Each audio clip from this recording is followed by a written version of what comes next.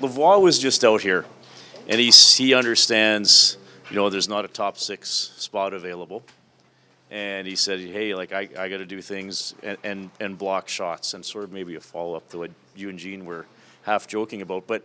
That adjustment for a guy who maybe hasn't been expected to dive into every shooting lane, like your attitude towards that shot blocking. Well, I think it's typical for a lot of high-end players that come out of junior or college hockey. They're used to commanding the lion's share of ice time because of their talent. And I think the higher you work your way up the food chain in the professional hockey world, you realize that there's only so many jobs. So I think what Raf is referring to is an understanding of what job might be available here with the Edmonton Oilers, and having to adjust his game in order to just find a chair. And he's not the first person to have to go through that self-realization. I think the NHL's littered with 50 goal scorers in junior who play on fourth lines in the National Hockey League. It's just the way it is. Your hope is, as a young player on the bubble, is to play well enough so that you earn your chair, and then when you get the opportunity for more, you command more with your play.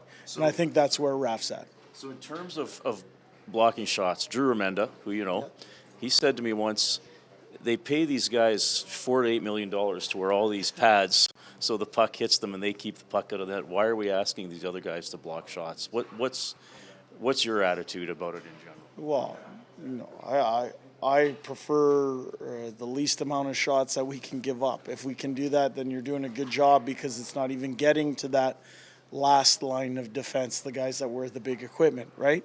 But for me, something that doesn't get talked about enough, certainly being in the shooting lane is paramount. You have to find a way to have pucks hit you. But when you're in a shooting lane and somebody shoots wide, doesn't that count for just as much? You're doing your job. Caused the missed shot. So those are things that I think you have to find as a coaching staff as well.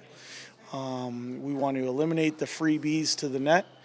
But when you're in the shooting lane and it goes wide, you've done your job.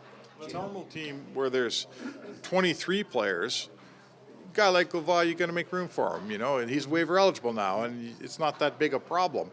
You guys got room for 21, and we're going to guess that 7 of them are defensemen. You're probably carrying 12 forwards. Does that make it more difficult to evaluate a young player who you might not want to see go on the waiver wire? Well, here's what I think. It's that old saying, these are the times we live in. And we are only allowed to carry so many players. As a coach, what that does is it creates a healthy competition to be one of those 21 players. I don't think anything's set in stone. I think that's what training camp is all about, is letting the battles play themselves out. But you're right, because of the situation with money, we can only carry, or are prepared to carry 20, 21. It is what it is. These are the times we live in. He's going to have to find his way to command his spot on the team. What do you want to see from him specifically? Yeah, the good thing for Raf is he's got some built-in equity with the coaching staff, because I've seen him in the American Hockey League from his first days as a professional hockey player. I have an understanding of what he can do. So he doesn't have to reinvent what his strengths are. I know what they are. But it's finding a way to adjust your game so that you can command a regular shift in the National Hockey League. That comes down to trustworthiness. That comes down to, at the end of the night, your ledger of good plays versus plays you'd want to have back has to be tilted in the good side, especially for younger players, because they don't get as much rope, and that's just the nature of the business. Veteran players get a little bit more rope because they have a body of work at this level. But I feel confident that Raf's going to show well. But my confidence is immaterial in him right now. He's going to show us when those doors close tonight and as training camp progresses. The top defensemen around the league, it's 21, 23, 25 minutes. It's common. Yep. Douche, I think, in his career is 18 and change on average. What do you see in him in terms of the potential for him to take the next step into that more upper echelon and handling the game with those sorts of minutes at a high level? Number one is he's a very physically fit individual. Spent a lot of time this summer having the requisite, or working towards having the requisite strength to handle big minutes.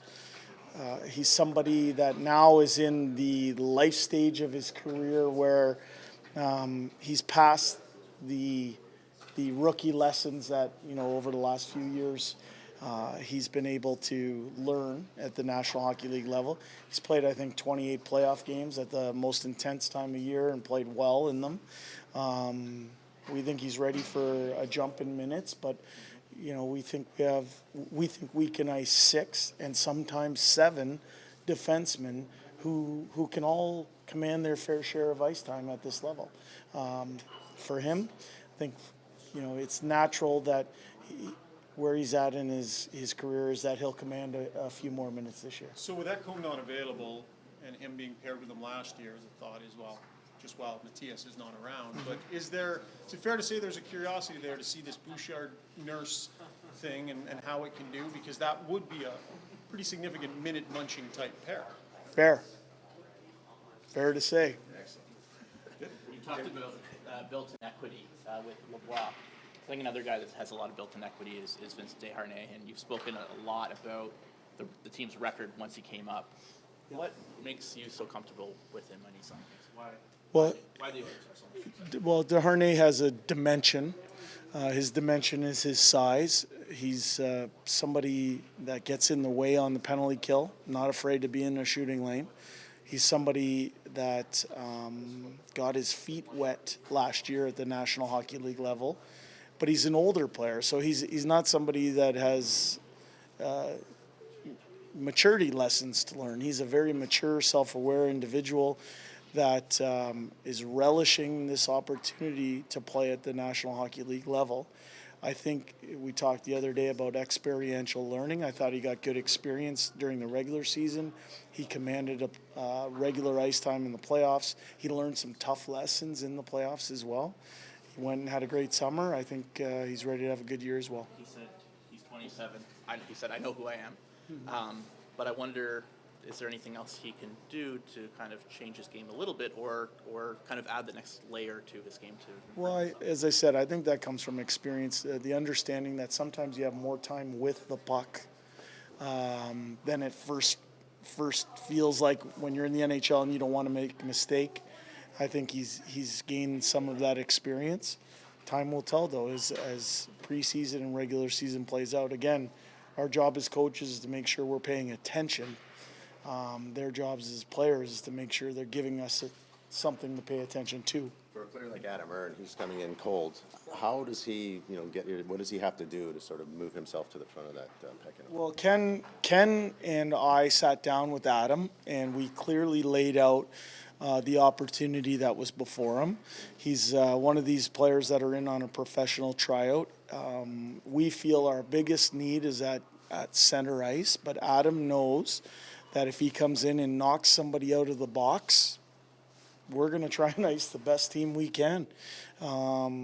That's our responsibility as coaches and managers, is to make sure we find the right mix. I think Adam's had a really good first couple days, but just like a lot of the other people that find themselves in that situation, his job is to make an impression during games. That begins tonight.